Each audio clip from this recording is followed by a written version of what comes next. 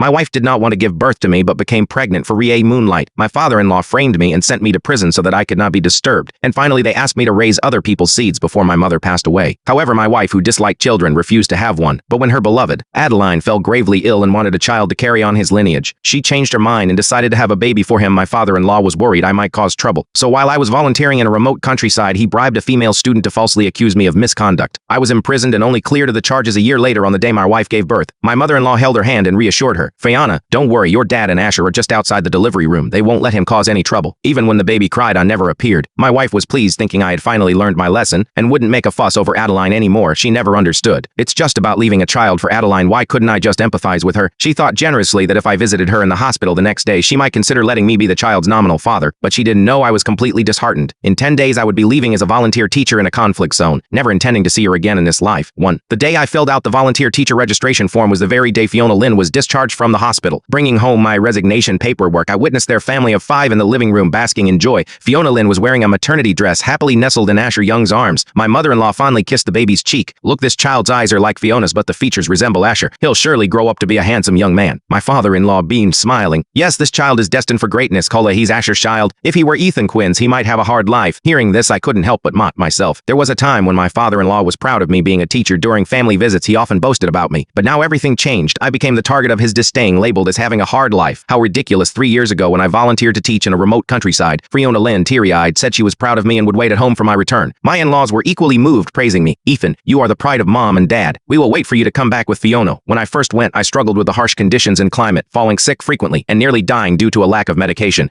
But I pushed through, driven by the desire to return to my family. Until the 3rd year of my teaching, a friend told me my wife was pregnant. Ethan, why didn't you say you were coming back? Asher Young spoke as if he were the head of the house, naturally blaming me. Fiona Lynn and my in-laws turned to look at me. My father-in-law frowned, seeing my resignation papers, and reproached. Fiona just gave birth and needs to recuperate. Ribin, a child requires money. You just got reinstated as a teacher and you dare to quit. Prison must have fried your brain. I must have been blind to let my daughter marry you. Fiona Lynn was also impatient, speaking coldly. Ethan, you spent a year in jail and the family is barely getting by. What about the child now that you don't have a job? Hearing this, I sneered. Farm, is this child mine? What does it have to do with me? Fiona Lynn's face darkened, glaring at me. Just because the child isn't biologically yours. You won't raise it, Ethan. You are so selfish. 3 years ago, I had a car accident. If not for Asher, I would have died. He has liver cancer now and is dying soon. I just wanted to give him a child to continue his bloodline. Are you really so petty and jealous? Hearing this, mockery flashed in Asher Young's eyes, but he feigned pitifully. Ethan, the child will call you Dad from a young age. Learn to become your child when it grows up. If you are upset because of me, I can leave. After all, I am about to die. Just take care of my loved ones and child. He said he would leave but didn't move an inch. Fiona Lynn immediately held him back, her eyes full of pain. Asher, where can you go? You don't have much time left.